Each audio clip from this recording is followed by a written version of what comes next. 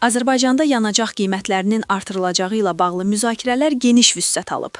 Bəzi ekspertlər qeyd edirlər ki, bu artım dünya neft qiymətlərindən, ithal çətinliklərindən, ithal mənbələrinin dəyişməsindən və Tarif Şurası kimi dövlət qurumlarının qərarlarından asılıdır.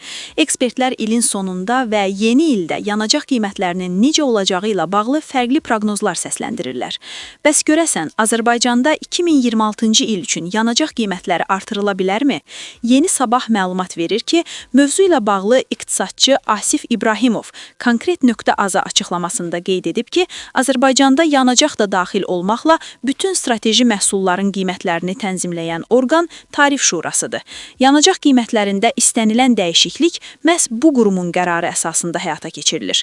Qiymət dəyişikliyinin əsaslandırılması üçün sahə üzrə fəaliyyət göstərən qurum, yəni Azərbaycan Dövlət Neft Şirkəti Tarif Şurasına müraciət edir. Bu müraciətdə adətən qeyd edilir ki, mövcud satış qiymətləri xərcləri ödəmir və şirkət zərərlə işləyir. Belə hallarda Tarif Şurası həmin təklifləri qiymətləndirərək müvafiq qərar verir. Böyük ehtimalla 2025-ci ildə SOCAR Tarif Şurasına müraciət edib və qiymət artımı məsələsi 2026-cı ildə müzakirəyə çıxarıla bilər.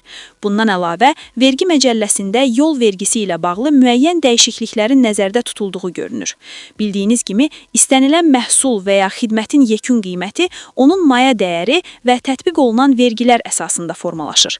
Beləliklə, vergi yükündəki dəyişikliklər, xüsusilə də yol vergisi ilə bağlı artımlar yanacağın qiymətinə təsir göstərə bilər.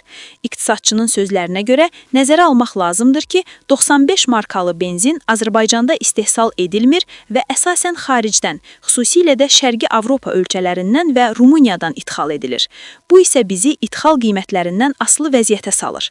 Bütün bu faktorlar qiymət artımı ehtimalını artırır.